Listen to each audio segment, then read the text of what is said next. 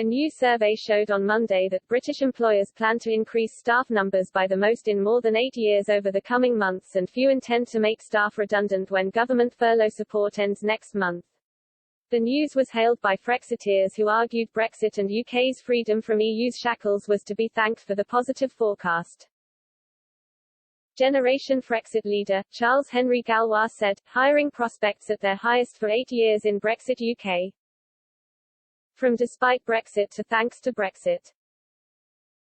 Let's take back control. Frexit.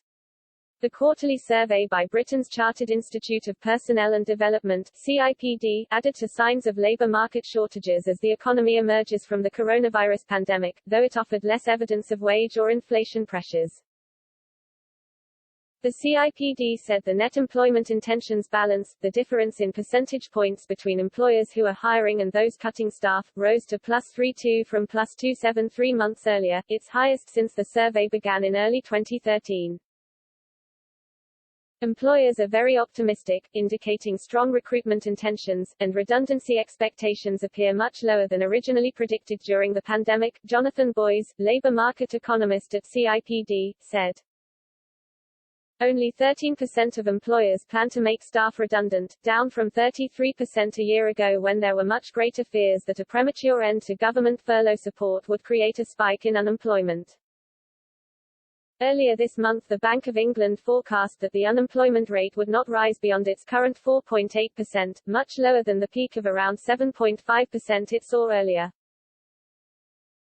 The CIPD survey also showed staff shortages, especially in the hospitality sector where many employers shed staff during the pandemic due to lengthy closures of hotels, pubs, restaurants and other venues.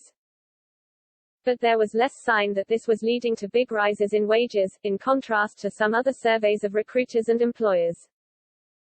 The BO has said it is keeping a close eye on wage pressures because of the potential longer-term inflation impact. The CIPD survey showed that employers offered an average annual pay rise of 2% to staff this summer, unchanged from the spring and in line with pre-pandemic norms. Raising pay was not generally seen as the solution to staff shortages either. Only 23% of employers with hard-to-fill vacancies said they would raise wages, compared with 44% who aim to train existing staff to fill these roles. The CIPD survey was based on the online polling of 2,042 employers conducted by YouGov between June 16 and July 12.